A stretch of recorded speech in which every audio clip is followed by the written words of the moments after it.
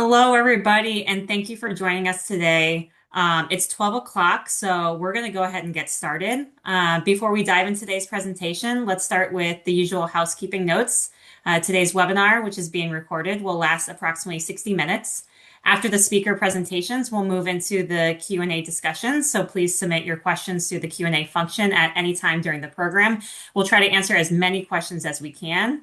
If you experience any technical difficulties during the webinar, please message us in the Q&A box so we can help you out. And lastly, within 1 week, you'll receive an email from Zoom with CE certificates, access to today's recording, the slides, as well as our webinar evaluation. And if you're watching this webinar on demand, please follow the instructions on the website to access your Enduring Activities certificate. Alrighty, so welcome again for those who are just joining. For our American attendees out there, I hope you had a wonderful Thanksgiving and that your hearts and your bellies are full. And for those of you who were working over the holiday or were at the clinic, we see you. Thank you for what you do. Your work is so valuable. And for those of you in the Midwest like me, I hope you're enjoying this pretty snow out there today. My name is Megan Maizano, and I'm the Senior Director of Nutrition and Regulatory Affairs here at National Dairy Council. And I, along with my colleague Allison, who you'll meet soon, will be moderating this webinar. I just want to take a brief moment to say, welcome. Welcome to those of you who are joining us for the first time. And for folks out there who have joined us for our webinars in the past, welcome back. We're so glad you're here. As a nonprofit nutrition and research organization, we at NDC love these opportunities to dive into and share the science of dairy-related research. So thank you for joining us for our webinar, Decoding the Dairy Food Matrix, Fat, Function, and Health. All right. So today's webinar has 4 main learning objectives, which you can see here. I'll pause for a moment, but please know that these were also on the registration page and will be in a copy of the slides as well. Okay, so I am delighted to be joined by today's expert speakers, Dr. Hannah Holscher and Tara Schmidt. You can find their detailed bios in the chat box. Our first speaker is Dr. Hannah Holscher, Professor of Nutrition at the University of Illinois, Urbana-Champaign, and Associate Director of the Personalized Nutrition Initiative. Her work blends clinical nutrition, microbiome science, and computational biology to understand how diet shapes health. Our second speaker, Tara Schmidt, is a registered dietitian and nutrition instructor at Mayo Clinic. As the lead dietitian for the Mayo Clinic diet, she helps people develop sustainable, evidence-based strategies for lifelong health. So as you can see, we are in good hands today.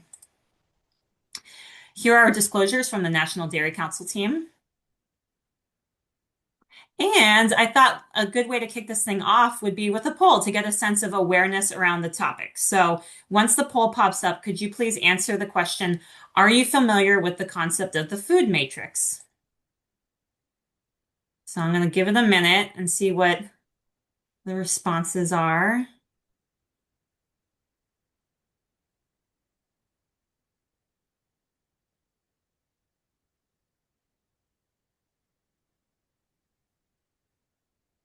All right, can I see the results, tech team?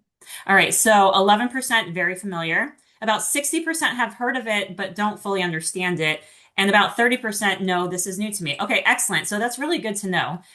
So here's where I am going to hand it over to my super smart colleague and co-moderator, Allison, just to give a brief overview of the research landscape on dairy foods, dairy fat, and cardiometabolic health to help set the stage for the rest of the presentation.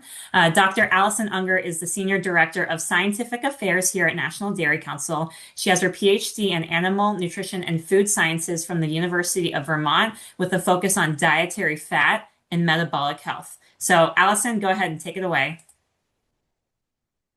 Thanks, Megan. Hi, everyone, and apologies to be joining by phone with little technical difficulties this morning. But it's a pleasure to join you all today, and I'm really excited to help kick off our webinar. So when most people think about dairy foods and health, they might think about bone health, or perhaps dairy foods are one of the foundational components of the DASH diet, the gold standard for managing blood pressure. But the reality is that decades of research illustrate the benefits of milk, cheese, and yogurt on cardiometabolic health that go beyond blood pressure, with nutrient-rich dairy foods supporting all 4 factors of optimal cardiometabolic health, including lipids, body weight, and blood glucose. So today we're going to be diving into the why of dairy foods and the sometimes surprising health benefits in a bit more detail. On the next slide, this is really summarizing this research in the slide. Decades of scientific evidence has linked consuming nutrient-dense dairy foods, meaning milk, cheese, and yogurt, with many benefits for promotion of overall cardiometabolic health. These include beneficial associations with blood lipids, blood pressure, glucose control, and healthy weight management, as well as with reduced risk of chronic diet-related diseases like cardiovascular disease and type 2 diabetes. What's more, this body of literature points to benefits of consuming dairy foods at all fat levels. So this is shining a new light on the impact of cardiometabolic health than maybe you'd expect based on saturated fat content alone. If you could flip to the next slide. So while this body of science has been building on itself for decades, discussions in scientific, public health, and consumer spaces have been growing recently. On this slide are just some examples of how many key opinion leaders are thinking about the health benefits of dairy foods at all fat levels for nutrition guidance.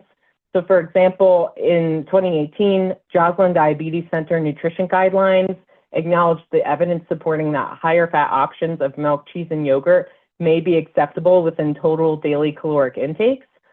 And earlier this year, Dr. Mozaffarian authored a perspective paper noting that there's no meaningful evidence of harm in consuming higher fat versus lower fat dairy foods for cardiometabolic health. So on the next slide, you'll also see some examples of how this is generating a lot of interest in the consumer press. You may have seen this. It may be why you're here today. So taking a step back, these discussions point to really a broader acknowledgement of the relationship between a whole food, overall health and well-being, rather than, not necessarily any one nutrient within a food. On the next slide, this really brings me to the concept of the food matrix.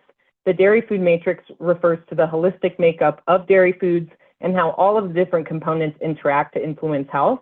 These components include the food's macronutrients, micronutrients, bioactive compounds, even beneficial bacteria, as well as its physical structure. And together, all these components may work together to influence how nutrients are absorbed, digested, and used in the body, which may ultimately affect health. So in other words, we're realizing it's not just about isolated nutrients, it's really about how all of these components interact, and this new lens is helping to reshape how we think about healthy eating. For years, whole milk and other fuller fat dairy foods were viewed through a narrow lens of saturated fat, but as nutrition science and our understanding of the food matrix has evolved, we're gaining a deeper understanding of the impact of dairy foods at all fat levels. In fact, many people may not realize that within dairy milk, there have been hundreds of bioactive components identified, as you can see on the left-hand side of this slide. And for example, dairy fat is the most complex fat found in nature. It contains over 400 distinct fatty acids, and emerging research has linked certain fatty acids found in dairy foods with potential improvements for lipid metabolism, inflammation, and gut health. So on the next slide, I have in the next few slides, there are some representative studies that I'd like to talk about that really point to the power of the dairy food matrix. Here's a landmark study that was published in 2023. What's especially notable is that the findings of this study are based on nearly 245,000 adults from 80 countries that were a mix of low, middle, and high-income countries globally. And so in this large-scale study, authors identified 6 food groups that were associated with heart health and longevity. On the top of the slide you can see what these 6 core food groups were. And what's significant here is that of the 2 daily servings of dairy foods, 1.4 servings were whole milk dairy foods that were being consumed. So again, this study is just an example within the body of evidence that suggests dairy foods at all fat levels can fit within heart-healthy eating patterns. On the next slide, I just want to take a minute to talk about cheese. What may surprise many people is that the body of science supports that cheese has a place in healthy eating patterns, and it can also be beneficial to cardiometabolic health. Here's an example of an umbrella review published in 2023 that included nearly 40 meta-analyses from nearly 200 individual studies. So following this robust evidence review and analysis, researchers concluded that cheese consumption was beneficially linked to a broad array of health outcomes, which included a lower risk of cardiovascular disease and a neutral association with blood pressure. Overall, this study provides an important clue in the potential role of the food matrix in health outcomes. When you think about cheese, which is a food that delivers 8 essential nutrients and also contains sodium and saturated fat, does not impact cardiovascular health in the expected way. Excuse me. And then lastly, on the next slide, dairy foods' unique food matrix may also help explain the growing body of evidence that indicates that consuming dairy foods can be beneficial for healthy weight management as well. And so while I won't go into the details of each of these studies, what I hope you walk away with from this slide is that more and more studies indicate that dairy foods have a beneficial or neutral effect on body weight and composition in children and adults. And so in summary on the next slide, before I hand it over, food matrix science is really an exciting frontier in research. While there's so much to continue to learn, the food matrix is helping the nutrition and public health community really understand how whole foods and overall eating patterns influence health and well-being across the lifespan.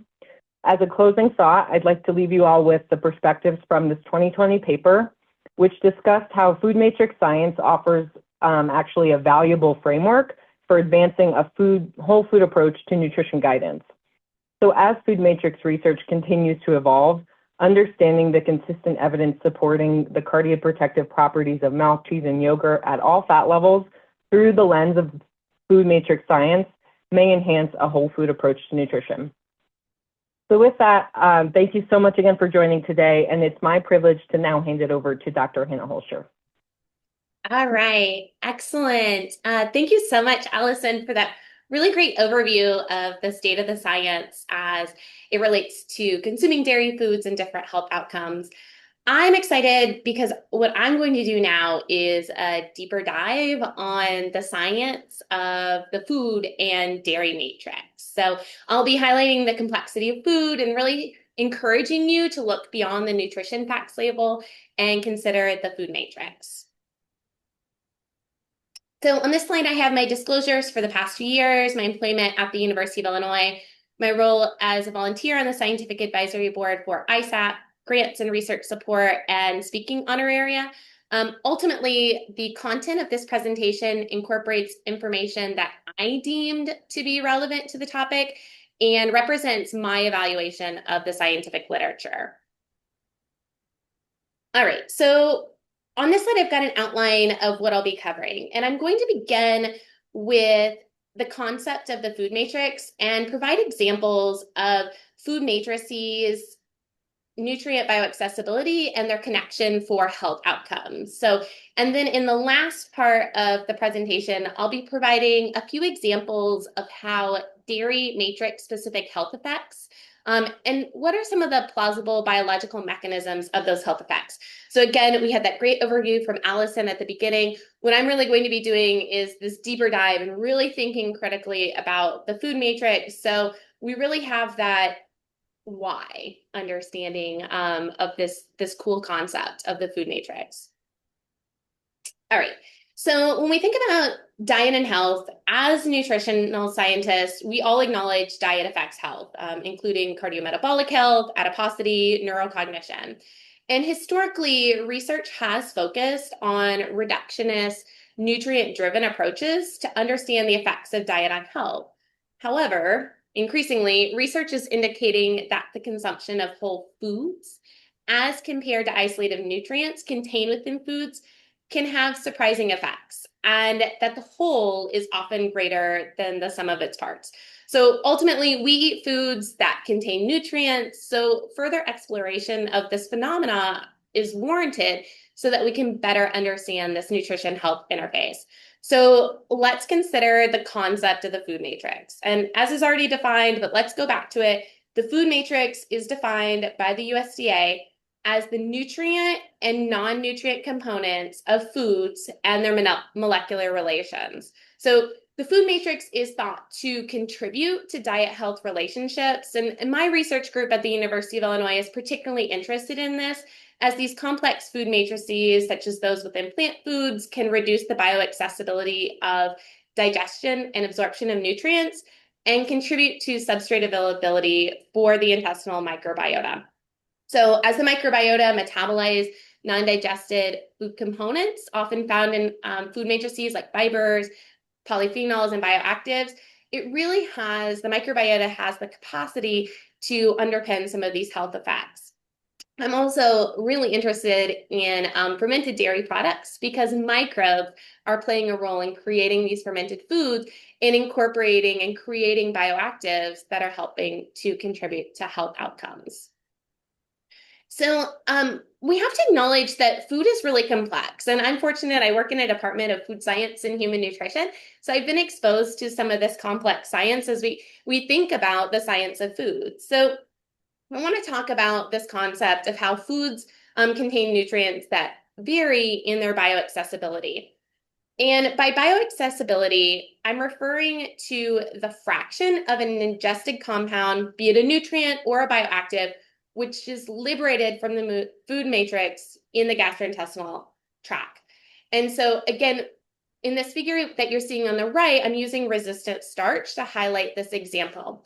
So in that square, you've got the plant cell wall and the call out of the starch molecule that's trapped within that plant cell wall. And there's different types of resistant starch 2, like you'll find in green bananas, physically inaccessible starch, resistant starch 1, like in whole grain. So again, just looking at that plant cell wall, what you're noting is that that starch is trapped within the plant cell wall. So that's one of the reasons why we need to mill wheat and then cook it to make that accessible. And then another interesting component when we think about bioaccessibility, access to carbohydrates can come in when you think of resistant starch retrogradation. So that heating and then cooling of starch, when we heat it, we're again making that starch in the rice accessible for our digestion and absorption. But when it cools, it forms these new structures that actually make less of the carbohydrates accessible. So again, we're thinking about the fraction liberated from the food in the gastrointestinal tract. And the other term that I want to bring to your attention is bioavailability.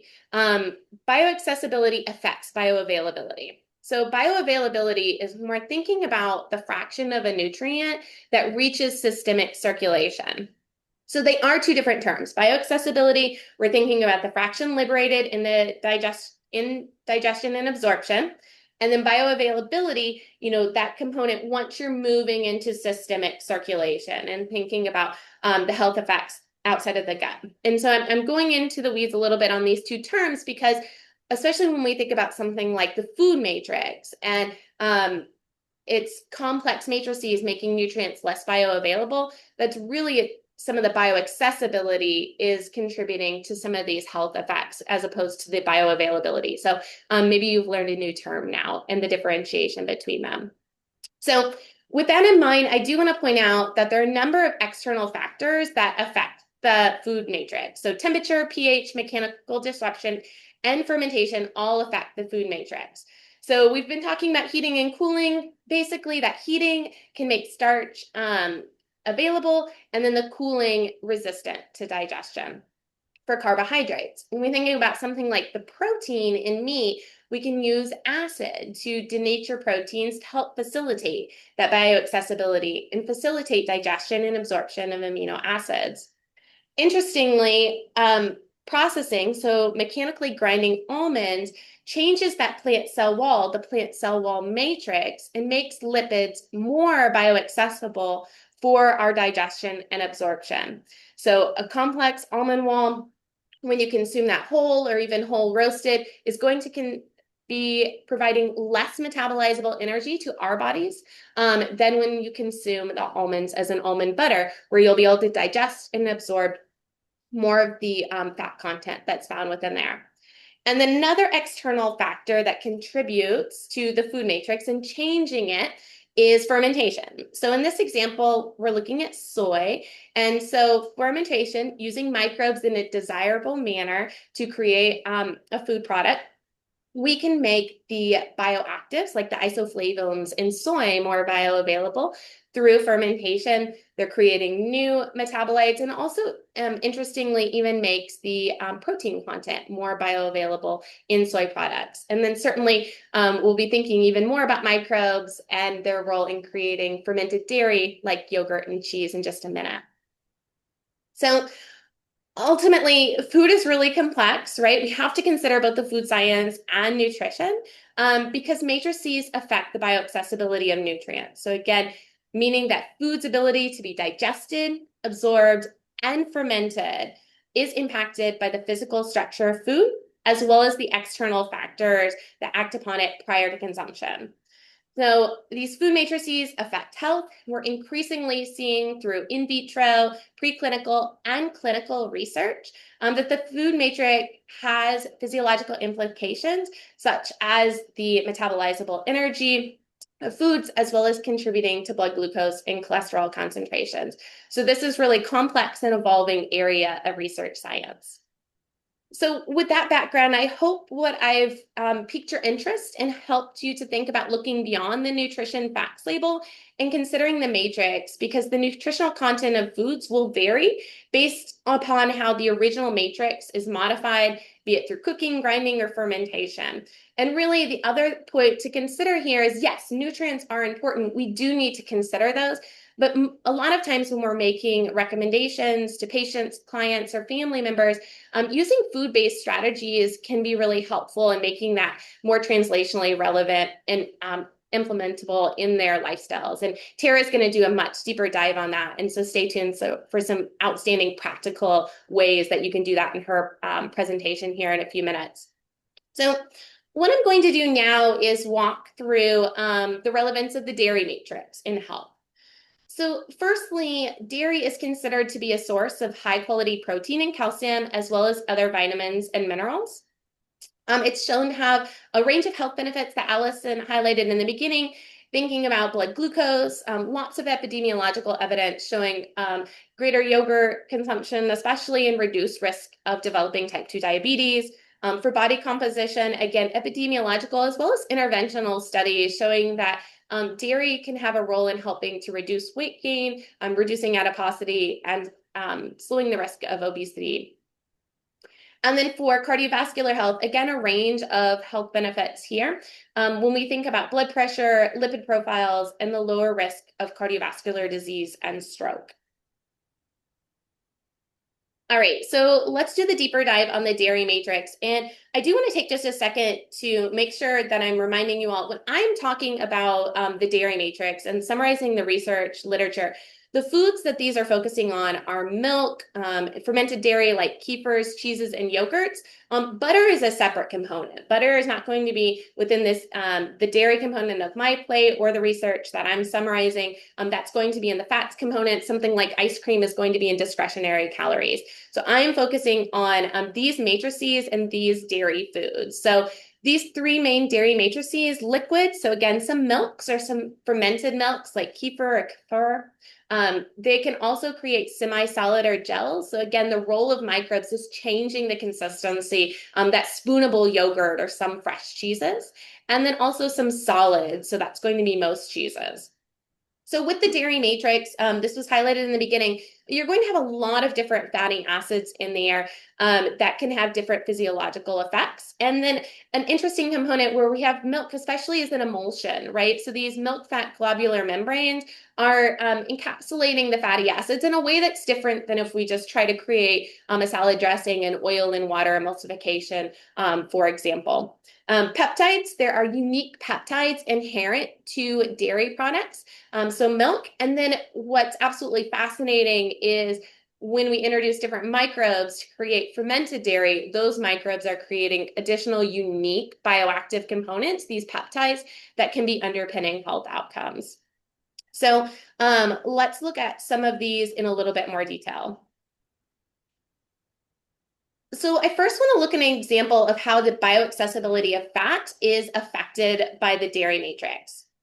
So this figure on the right shows a significant increase in fecal fat excretion in 11 adults that participated in a randomized controlled study that compared two 7-day diets. One was high in calcium from low-fat dairy products. The calcium was about 2,300 milligrams per day.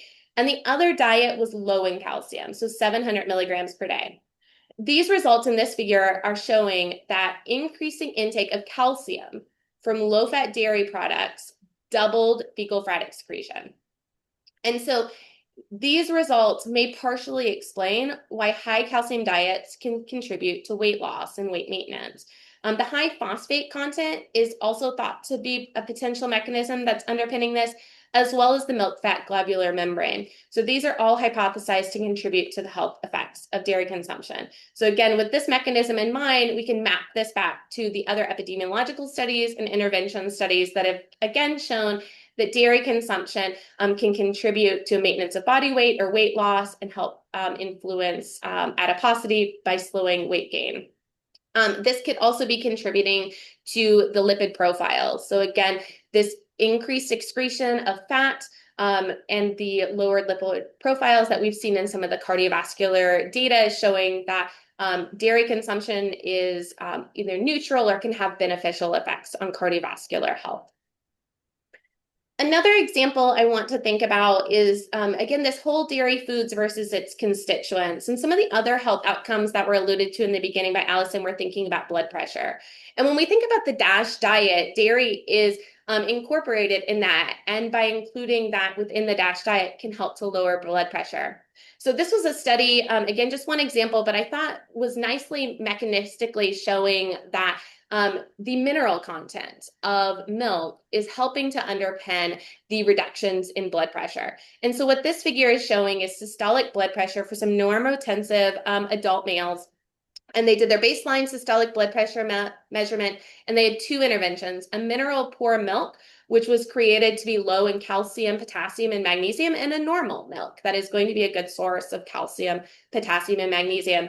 And what you can see that with the normal milk that is providing these minerals that we know help to maintain normotensive blood pressure and can help to lower our blood pressure, did in fact have a blood pressure lowering effect. So again, these are some of the mechanistic food matrix and the thinking about this sum being greater, than it, or the whole being greater than the sum of its parts, and the underpinning role for this reduction in blood pressure, bone. And then I didn't go into this research just because we've got a little bit of limited time today. But I do want to just briefly highlight, too, that there's been similar work that's been done showing that dairy has a strong role in bone health and that consuming whole dairy foods can help improve bone mass accrual and bone mineral density. And this can be at least as good and in some cases better than supplementation in that regard. So the last part I want to go through for the dairy matrix is, again, thinking about fermented dairy because there's been a lot of research in this area. So we make fermented dairy by using microbes, Streptococcus thermophilus and Lactobacillus bulgarius. And through these microbes, they're creating a number of bioactives, peptides, exopolysaccharides that create that gel-like structure. And the microbes have beta-galactosidases that break down the lactose. And when we map these health effects, what you're seeing is that certain peptides, tripeptides in these fermented dairy products contribute to antihypertensive effects. So this is separate. I already showed you some of the minerals in the previous slide contributing to antihypertensive effects. Biopeptides that have ACE-like inhibitor enzyme activity are contributing to lowering of blood pressure. Exopolysaccharides have been shown to contribute to gastrointestinal immunity, and then beta-galactosidases for lactose digestion. All right, so I want to point you to this systematic review. When you have more time, do a deeper dive on this because Dr. Hutchins went through 100 different studies on fermented milks, which are the most well-studied, 31 randomized control trials.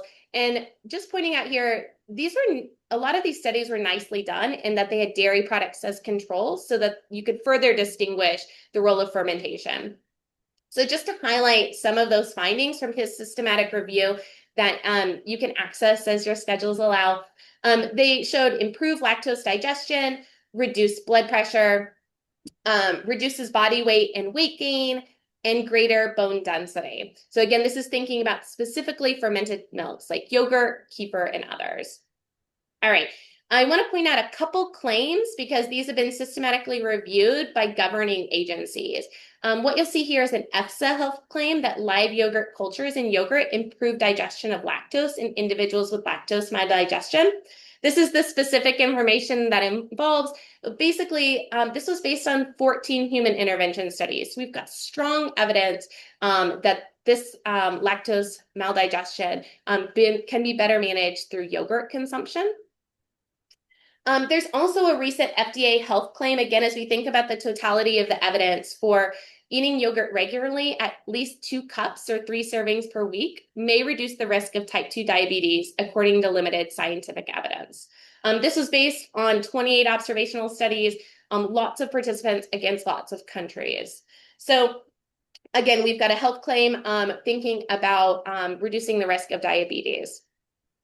All right, the last thing here to briefly discuss is thinking about dairy products can also be a source of probiotics. And probiotics are distinct. Not all fermented yogurts are going to contain probiotics. You do want to look for that specific strain. But because they're frequently used to provide different types of probiotics, they can have health benefits depending on the strain. And some of those that have been studied include diarrhea and constipation. What's really interesting is that the dairy matrix creates an interesting and effective vehicle for helping improve probiotic survival. So it can help buffer stomach acidity. The exopolysaccharides in milk fat globular membrane can offer protection in the GI tract. And then it has lactose as a substrate that can help with the probiotic survival. So again, if you are looking for a specific probiotic benefit, you can use the US Probiotic Guide to find the probiotic you're looking for. But I do have to mention it because yogurt and fermented dairies are often common sources of these different probiotics. All right, so we're getting in the summary part here. Just to briefly remind you, we've got fermented milk like yogurt and kefir, a source of protein, calcium, potassium, and phosphorus. Also other peptides that might have probiotics, not always, check the label.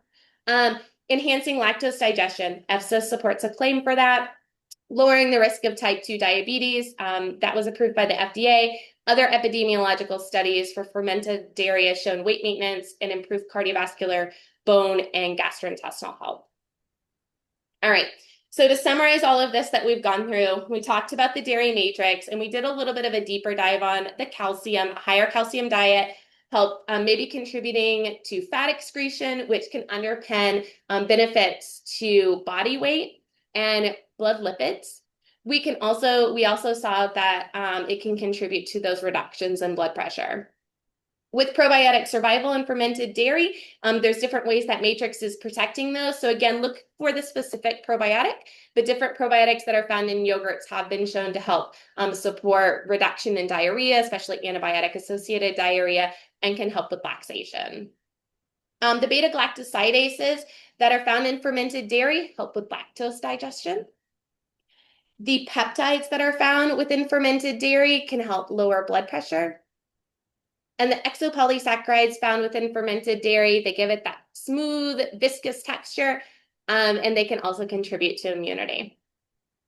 All right, so the key takeaways for this, I hope that I've been able to provide a deeper dive for you on the complexity of food and thinking about the food matrix. Matrices will differentially affect nutrient bioaccessibility, and there's really growing evidence of matrix health connections. So thank you so much for your time and attention. I look forward to the discussion at the end, and I'm really looking forward to the practical applications that Tara has for you all as you think about sharing this further with your patients, clients, and families. Thank you. That was fabulous. Thank you, Dr. Holscher. That was a really wonderful overview and nicely, of course, links to our next section on how we're going to communicate that science to our patients and our clients, kind of with tailored education, which we all practice on a daily basis to promote healthy eating and enjoyable eating patterns. I was already getting distracted by some of the Q&A, so I hope that we can do a really good job of kind of applying this to your practice. All right, these are my disclosures.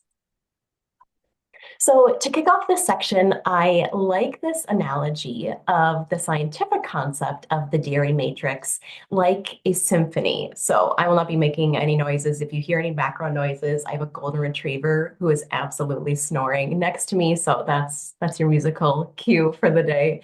But if you've ever heard an orchestra or even sometimes a band warm up, and then they come together eventually, right, in tune, it can kind of give you that goosebumpy feeling. So the dairy matrix is very similar. Each nutrient is beneficial or kind of talented, you can think of on its own, playing a unique and important role in a healthy diet. But when everyone comes together or plays in unison, it unlocks kind of another level of nutritional benefit, just like that symphony in the harmony.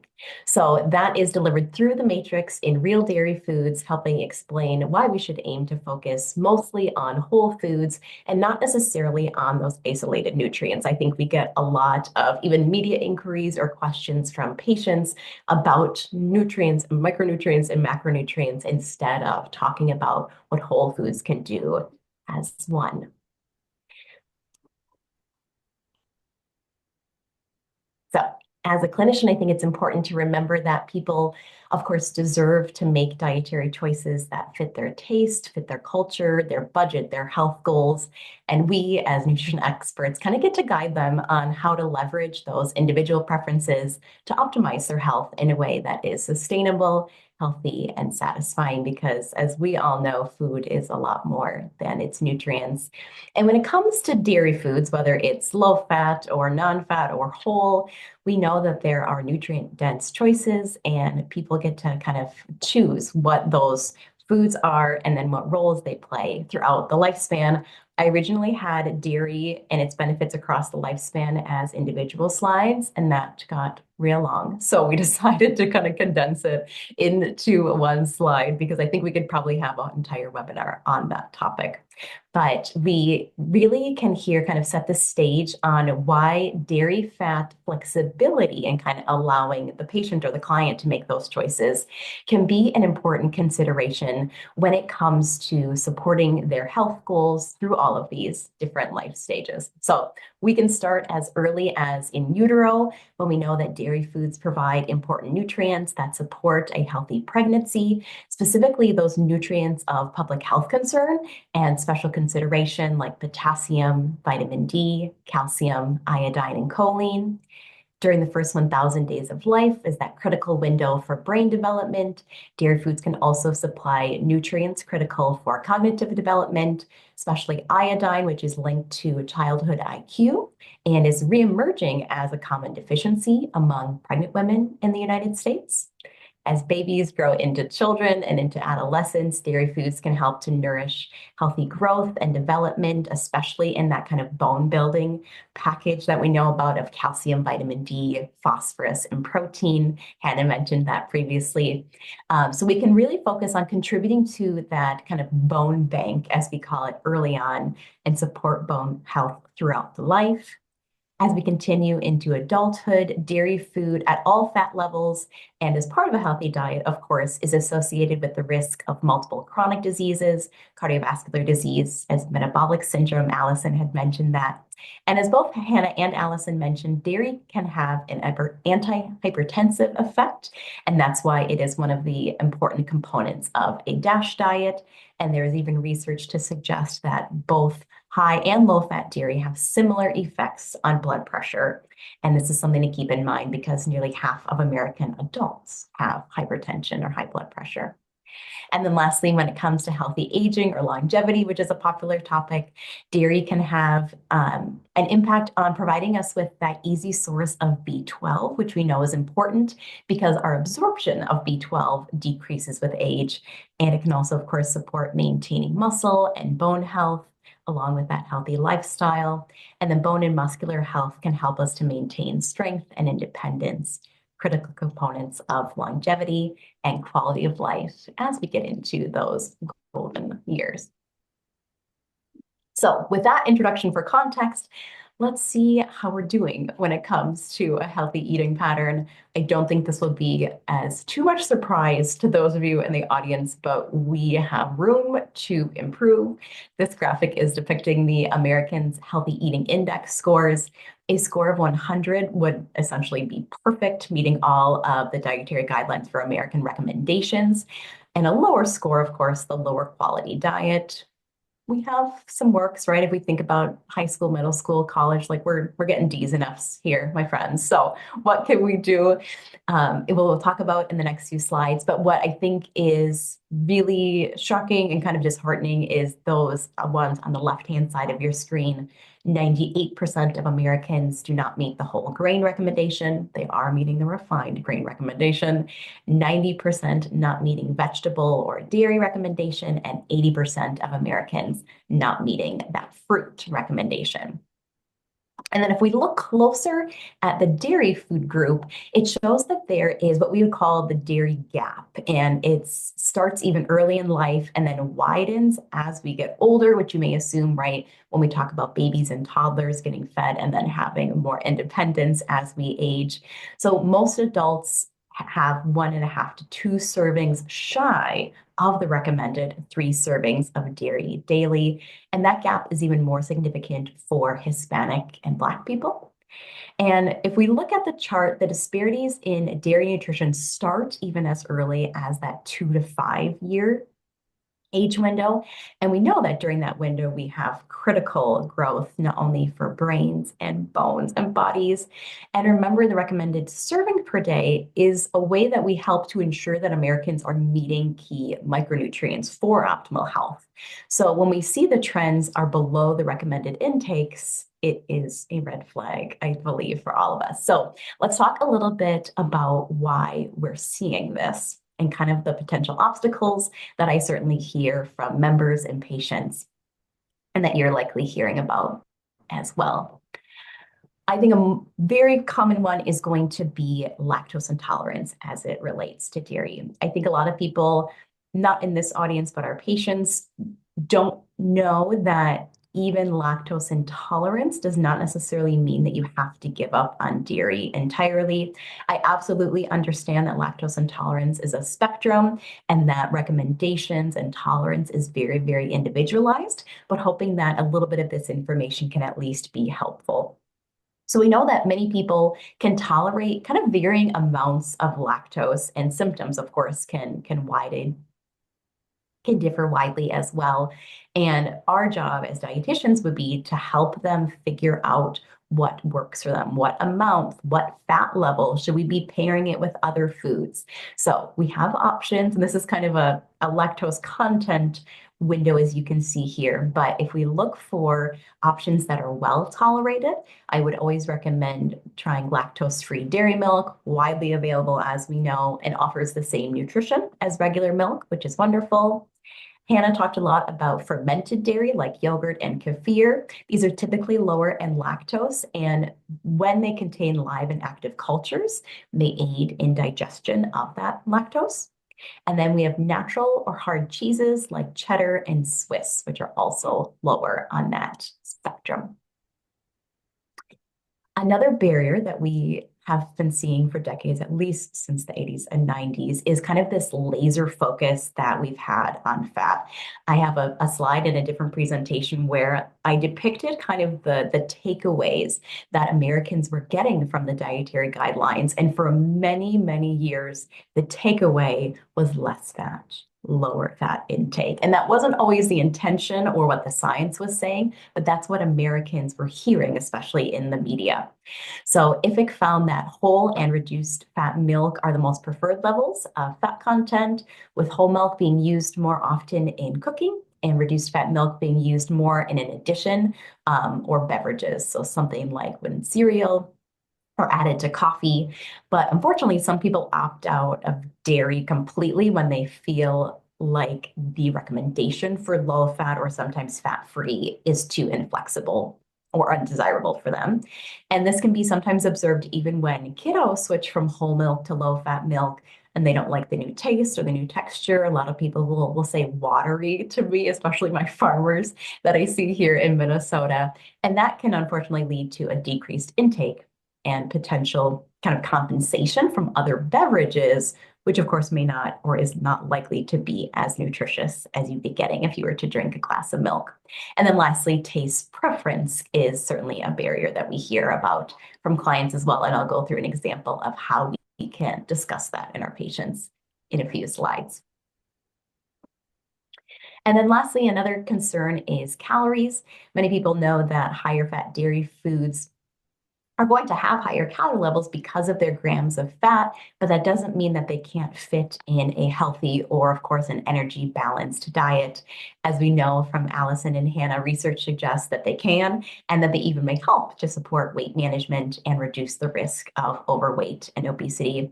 So, for example, as you can see on the chart, both non-fat milk and whole milk still have the same 13 essential nutrients and 8 grams of high quality protein. I find that that's a myth that patients don't always understand completely. And research also shows us that there can be fat flexibility even when it comes to meeting the dietary guideline recommendations on saturated fat and in calories. So this modeling study that you see on the left found that one of the 3 dairy food servings daily could be whole or reduced fat and still fit into a calorie balanced healthy eating pattern that aligns with the saturated fat recommendations. And this is important because it can help us to promote choice and flexibility when it comes to meeting both personal health goals and, of course, our taste preferences, which are just as important sometimes. So, how can we flip the script on dairy nutrition and help us to close that gap and build healthy eating patterns that people enjoy? First, I wanted to highlight that many cardiometabolic practitioners actually have a fat flexibility philosophy when it comes to the recommendations. So this insights data shows that more than 80% in each of these clinical categories expressed some form of fat flexibility as part of healthy eating patterns, particularly RDs. So again, shout out to RDs in the audience today. And I know a lot of you work with patients or clients one-on-one every day. So I thought it would be fun to kind of go through a decision tree that can be really useful to explore why people are not meeting the recommended servings and potentially if that concept of fat flexibility can help them with their choices. So we're going to do a little activity here. So we start, of course, with the question, are you meeting or are you having your 3 servings of dairy food a day? Yes. Fabulous. We're happy with that, that they're doing better. We saw that 90% of people out there. And if they're happy with their choices, stick with it, right? We're not here to change what's good. Don't fix what isn't broken, right?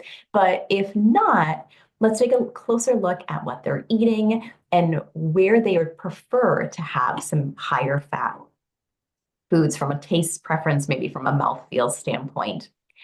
But of course, what if they are not choosing solely reduced fat or fat-free? Then we can take a look at the totality of their intake and if are there any less nutrient-dense foods to limit or cut out in saturated fat, for example, to make room for more nutrient-dense dairy foods. So let's talk about the types of maybe animal or processed meats that they're eating. Let's talk about the type of fat that they're using in cooking.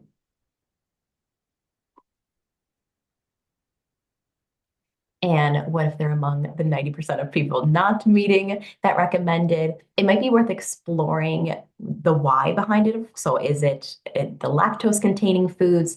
And like we talked about, if they are having trouble tolerating lactose, that may be an educational opportunity for you to talk about lactose-free milk, fermented yogurt, hard cheeses, like we saw. And if lactose is not a problem, let's just explore more. Why are they falling short and are they open to change? So if it's a dairy allergy or a personal preference to simply not consume dairy, that's okay. And then our job is to educate them on making sure how we can still get those nutrients from other foods, but it might be related to other factors like taste, texture, mouthfeel, function. And if that's the case, then we get to educate on fat flexibility.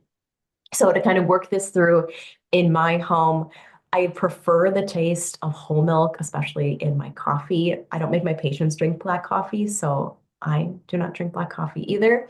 But I'm also okay with something like lower fat Greek yogurt, especially if I pair it with other foods or if it's going in a smoothie, perfectly fine. So that's a balance that works for me in my diet and kind of obviously my taste preferences. So to bring this to a close, we know that fat flexibility can give people more options to enjoy the dairy foods and reap the benefits from their nutrition. And as we learned in the first part of the presentation, research shows that meeting dairy recommendations at all fat levels can not only fit into a healthy eating pattern, but can also have beneficial effects on health outcomes as well. So to wrap this up, consider the food matrix science, which can help us educate on holistic food first guidance.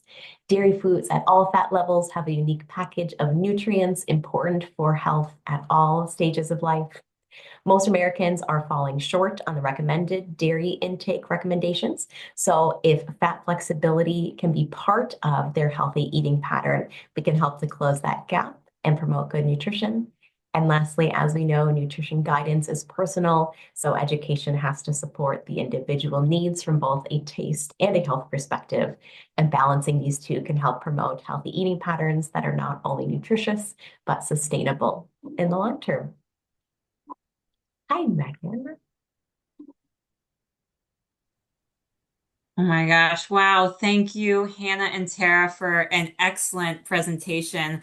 I just love how together you were able to cover, the unique science of the dairy food matrix and the underlying biochemical mechanisms, as well as, what does that mean for us practitioners to take away and support our patients or clients with as far as relevant nutrition education. So before we transition to questions, I just have a few notes to share. If we can go to the next slide. So here are some resources that we thought might be helpful builds to the topics of dairy nutrition, the food matrix, fat flexibility and health. I won't walk through them for the sake of time because I want to get to questions, but just know that these are here for you and the copies of the slides. Next slide. All right. So finally, we kindly ask that you please complete the post-webinar survey. We take your feedback very seriously, and it helps us to improve our educational content in the future. Also, if we don't get to your question, you can also leave it in the survey along with your contact information, because otherwise our portion of the survey that you'll see is anonymous. Lastly, the slides and the CEU certificate from CDR will be provided in the Zoom follow-up email. Okay, so with that being said, I'm going to try to prioritize. We got a lot of questions and a lot of really, really good questions. So I'm going to try to prioritize the questions that were most relevant to this webinar's topic, to the speakers and to those that were not necessarily addressed within the presentation. So going through them, I thought a good one to kick off is skim milk considered a whole dairy food? Which fat composition is preferred for dairy intake? Skim, fat-free, low fat, full fat. It's very confusing. I think that's a really good question, and I think it speaks to sometimes when we get research like this, it might lead to headlines like, well, now dairy fat is in. Is dairy fat better than low fat? So we see this sometimes in the headlines. So maybe starting with you, Tara, can you just speak to how we as practitioners can talk about fat flexibility in a way that, supports people where they're at? Yeah. So I think as most of us practice, we're going to do some kind of assessment with the patient first. And so if they are asking me that question, I'm going to do my dietitian thing and start asking them questions back, right? So what do you like? What do you want to be drinking? And I certainly have patients who want to be drinking whole milk, and they're like, I drank it out of the tank when I was a kid. Again, I'm in the Midwest. There's a lot of dairy people here. So what do you like? What would you like with your nutrition, right? So I see a lot of people who are concerned. They're coming to me in cardiac rehab from the saturated fat standpoint. They thought I was going to tell them to drink skim milk. Okay, what about this or that? So I really go back to the patient and I say, what would you like to be eating or drinking in this case? And if they say, okay, I would like to be drinking whole milk, that's what I grew up on, or that's what I prefer, I say, okay, because then I'm going to look at the rest of their diet and say, okay, if you want to drink whole milk, for example, and we're still being mindful of your total saturated fat intake, then we're going to have to talk about what you're eating for Sunday morning with your breakfast, right? And what's on that. Or let's talk about the types of fat that you're using in cooking. So I think I would put it back to the patient and say, what would you like my answer to be? And then we have to make it fit. So I'll kind of do this give and take and think about that with any concept of, okay, we can have a smaller portion. We can have it more or less often. I can do this higher fat, but this lower fat, and really make it work for them. So I think we can make all of those choices relevant and preferable to our patients, but we might have to move other things around in their diet.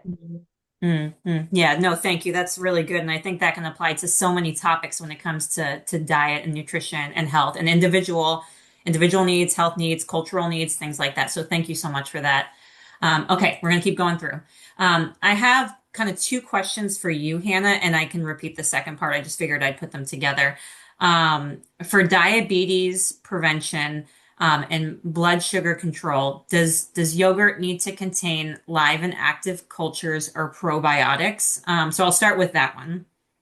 Yeah, that's a great question. I just want to tag on before I go into that one, some of the clarifying things. I was looking through the Q&A and I want to clarify a couple things. So yes, skim milk is considered a whole dairy food, and pasteurized milk is what you should be consuming. Drinking unpasteurized milk is not safe. I saw that come up a few times, right? We need to pasteurize the milk to inhibit that pathogenic microbial activity. And it's still, the research that's being done is on pasteurized milk, right? So even if it has different fat content in it, and so if we think about the yogurt research that was done, that's being done on, pasteurized yogurt, just like you would find in your grocery stores, because the epidemiological evidence that was used to inform that health claim for the reduction in the risk of type 2 diabetes was food frequency questionnaires. So some of that yogurt, sure, may have probiotics added into it, but not all of it would have. It's, the fermented dairy, the yogurt has to have the Streptococcus thermophilus and the Elbigaragus. And again, this is going to include the research that was done on that included all fat levels. So, the low fat yogurts, full fat yogurts, and also all sugar levels, because certainly some yogurts have added sugars in them. So we do need to keep that in mind, especially as we're thinking about type 2 diabetes management. For example, we do need to be mindful of added sugars, and that's another whole nother webinar. But the evidence for showing reduction in risk of type 2 diabetes development was on yogurts that you would find on the counter or in the grocery stores that you would be consuming. And then just to briefly add on to that, there was also a question about yogurts that aren't refrigerated. There hasn't been a lot of research on those, but those high pasteurized yogurts that you can find shelf stable in your grocery stores, we use those a lot in our house. There are still some health benefits that have been associated with those because the microbes have been inactivated, and so their microbial cell walls can still be present, and the bioactives they've creative would still be present within there. So you may have some levels of health benefits that would be similar to a standard yogurt that you would find, chilled with the live and active cultures. But you're not going to expect it to be to as large of a degree of a health benefit. And we have much fewer studies that have been done on those types of high pasteurized yogurts that are shelf stable. Perfect. You actually answered the second part to my question, so you read my mind. Thank you so much, Hannah. All right. I think maybe Tara, you can talk to this next question. Why do some people, wellness people think that dairy is inflammatory? I hear it all the time. I know that you talked about barriers, and one thing, obviously we hear a lot is that, dairy foods can be inflammatory, so people don't want to eat them. One, do you hear this too, where you work? And then two, how do you address this topic? Yeah, I absolutely hear it. I previously worked in Mayo's pain rehab center. So these are patients who have chronic pain diagnoses. And I would almost even say that the majority of them who have taken a step towards an anti-inflammatory diet eliminated gluten and dairy. So this is like a big conversation that I had to have with those patients. And honestly, what I would say is that this is a common misconception. Research has shown and continues to show, we have some systematic reviews, even in the last 5 to 10 years, that dairy foods at all fat levels are not only not inflammatory, but are even beneficial and have those anti-inflammatory effects. So there is a validated inflammatory scoring system, and both high and low fat dairy were shown to have anti-inflammatory scores. And if it makes your conversation easier, something you could even consider is dairy being kind of like a vehicle for kind of more the traditional anti-inflammatory food. So can you have yogurt with berries or nuts on top or seeds, right? Or can you make a smoothie with fruits and vegetables with milk or yogurt or kefir in it? So I have heard it, but again, we talk more often about the benefits of dairy than that misconception, we'll say. Yeah, thank you. Thanks, Tara. Appreciate that. So I'm going to try to fit one more question in if we can, and we might go over, but I just want to be thoughtful to all the good questions we got. This one was on clarifying the types of cheeses associated with cardiometabolic health. Many might think of processed cheese, singles, or canned cheese. Can you clarify? And I just want to expand this question. Ultra processed foods have been in the news a lot. So I wonder if we can each speak to, dairy food matrix science, to start off with processed cheese and then into considerations on health and also how we kind of balance education, but being mindful of access, shelf stability, things like that. So, Allison, can you speak to what the research says about processed cheese and metabolic health outcomes? Yeah, so would be happy to answer this. I would love to hear if our speakers have anything to add to this. Regarding, the types of cheeses and health outcomes, I would want to go back to the umbrella review that I highlighted at the top of the webinar. These findings are based on, again, nearly 200 individual studies, and many of these were prospective cohort studies. So these types of studies examine free living populations. It can be for many years at a time. It can be decades even. And free living populations, meaning there's no intervention conducted. So when they're looking at cheese consumption and links with potential health outcomes, it's really capturing all different types of cheeses that are being consumed. And they're sort of very high level, capturing it all as cheese intake. So very similar to what Hannah was discussing with those yogurt studies. So it's looking at a variety of types of cheeses. So I would say, more research is really needed to better understand how the many different types of dairy foods, including many different types of cheese in the dairy case, can contribute to health. But really, overall, the body of evidence does link a variety of types of cheeses with beneficial to neutral health outcomes and well-being outcomes as well, thinking about within overall healthy eating patterns. But again, would love to hear if Hannah or Tara have any additional thoughts there. Yeah, I think, again, just thinking about these definitions, we've been trying to get into the weeds. You've got natural cheeses, they are made from milk, cultures, enzymes, and salts. And then is also a category in there that's just processed cheese products, right? And so those are going to be, may not even have dairy in them. They could be those oil sources. So you'll do a deeper dive on the systematic review that Allison just pointed out. And then also there have even been some really interesting studies showing that, again, when we think about these more natural cheeses that are made through microbial fermentation, that's where you're going to have more of those biopeptides created by microbes, like the antihypertensive that can be underpinning benefits. And even Emma Finney's research, she's in Ireland, she's done some really cool work, even showing that melting of cheeses can differentially affect that fat absorption. So a hard cheese that's consumed as a hard cheese as opposed to melted can have some subtle differences on how much fat is absorbed. So there's a lot of evolving research in that area, but we know that going to a football game and that nacho cheese that you're getting at the chip stand is very, very different compositionally and nutritionally than a natural cheddar cheese that's made through milk and enzymes. So using kind of our inherent nutritional knowledge to ground that and encourage people to go that route instead of the foods that kind of can be in that shadow gray area. Thank you so much. All right. Well, we'll close there. And I know we went over. I just really wanted to get to as many questions as we can. So let me just close by saying thanks everyone again for joining us today. I hope this was an insightful topic that can help you with your practice. And as we have begun the holiday season, I just want to take a chance to share, on behalf of our dairy family, we wish everyone a restful, happy, and healthy holiday season. And we will see you guys next year in 2026. Thank you so much.